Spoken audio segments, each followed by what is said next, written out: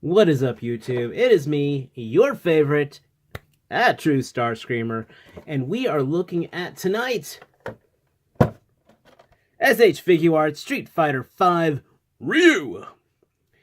This is the #1, first in the series of the Street Fighter V figures, and yes, I know I started with #3, and as I said, I was going to come to Chun-Li. Not Chun-Li, but going to Ryu, and then we'll be wrapping things up with Chun-Li.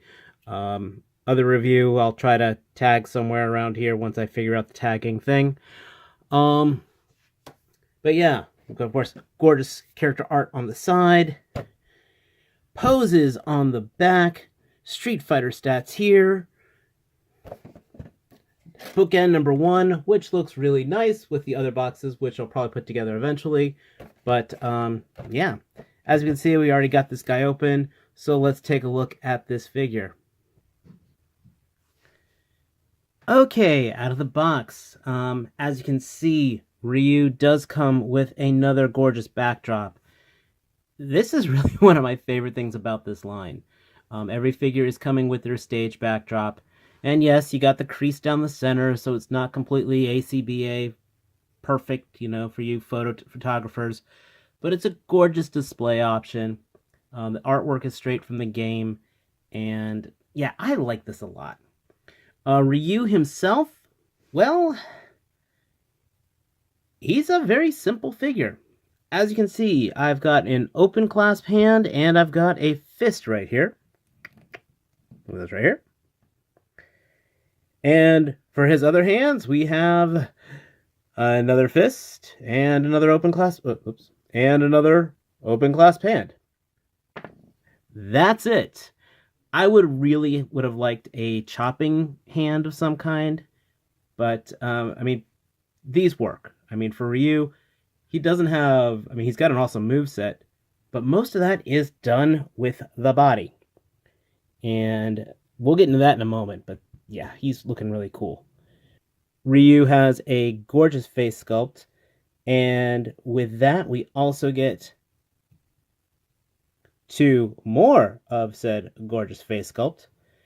We get the shouting face. And we also get a kind of angry and looking to the side face. So, hey, yeah, I see you sneaking up behind me. As you can see, these are alternate heads. And to put one of those in there, you gotta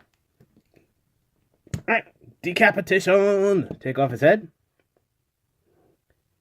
That is a reference from, oh gosh, what was that rock and roll game with Jack Black in it? The heavy metal game, but anyway. Take out the headband. And pop off the hair. Grab new head. Pop back on the hair. Brutal Legend, that was the game, Brutal Legend. And pop in the headband. The headband can kind of spin either way. It does not go, it doesn't lift and go flying out the back, which I thought would have been kind of nice. And then just pop it back on the ball joint.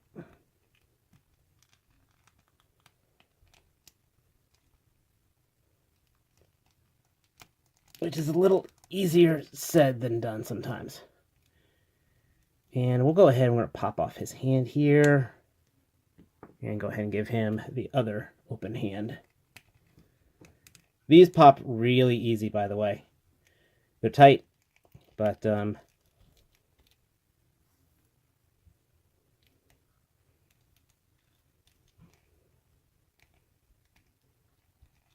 you can kind of get a much more fierce look out of him. And this is really expressive.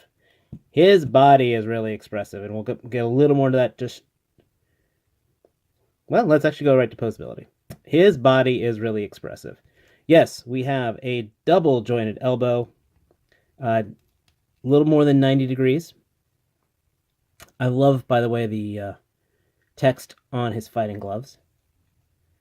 The arm, if you look in here, you can see is actually on a double peg. So you can get a little rotation. You can actually, not quite a butterfly, but you can rotate in there. The fabric kind of moves with it. The uniform is part of it, but you can see if you can't like take it off and give him a bare-chested look like the Storm Collectibles. The knee is on a double-jointed elbow. Again, that one you get about a 90. Get a nice ankle tilt, toe, and foot can move out. Hips can go about out to there. Kick forward. Soft plastic on the gi doesn't block anything. Kick back, so you're looking good there. You know, yeah, so it almost looks like he can kick himself in the back of the head. And with all that, and of course a waist, you can get this guy into just about any pose you want. So with these hands here, we'll go ahead and get him in a very iconic pose.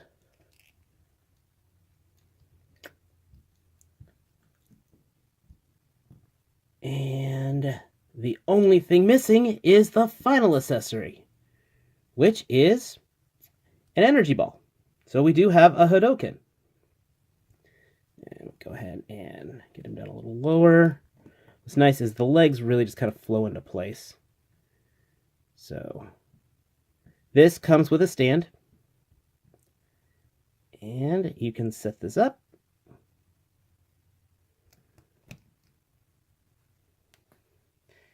And there he goes. Hadoken! There's really not much more you need for Ryu. Albeit there are things, there are more that I want, but this definitely takes care of the basics. So go ahead and pull this out of here.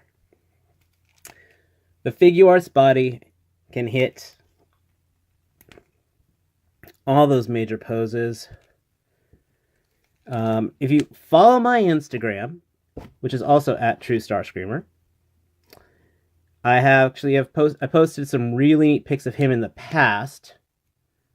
Of course, and I did, of course, have a nice pic with him with Cammy earlier.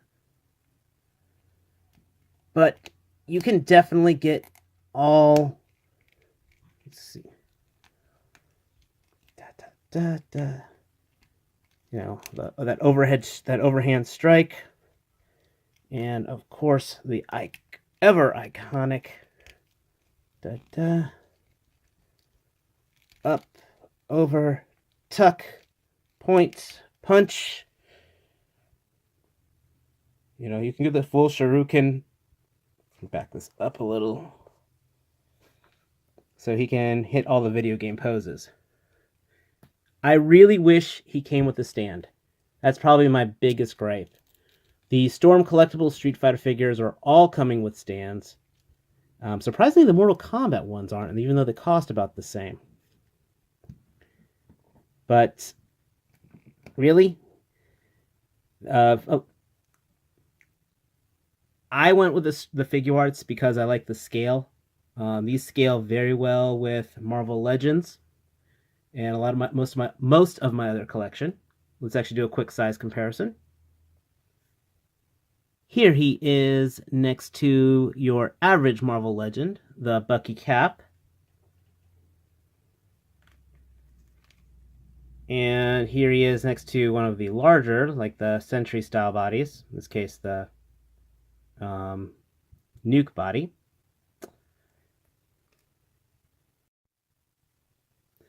And while I don't have any D-Arts Mega Man figures or those other new ones that have been coming out, this is the D-Arts Vile figure from Mega Man X. So if you're going to go for the whole Marvel vs. Capcom 2 thing, if you had a Mega Man, you can kind of see how he compares.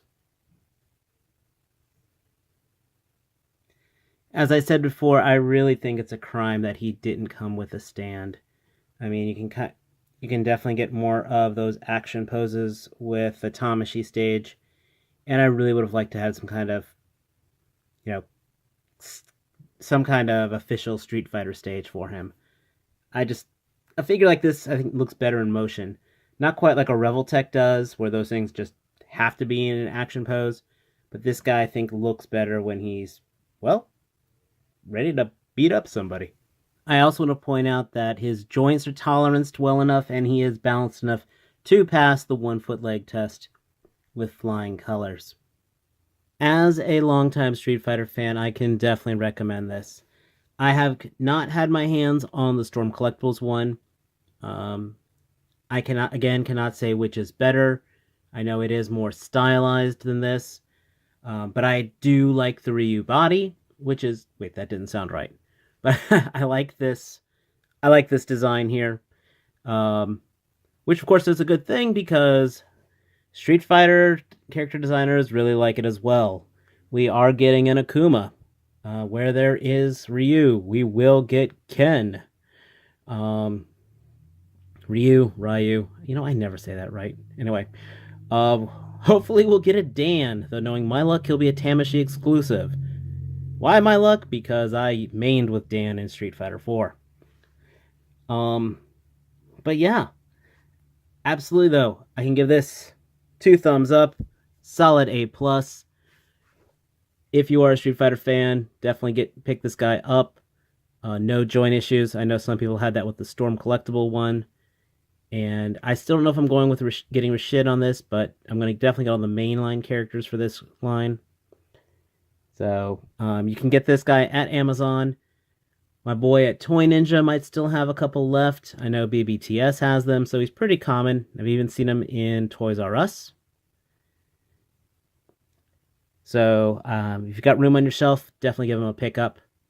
And speaking of shelves, remember, when it comes to collections, size is the prize. Shelves being full is the goal. If you like this review, please give me a thumbs up, give me a subscribe, and until next time, take care.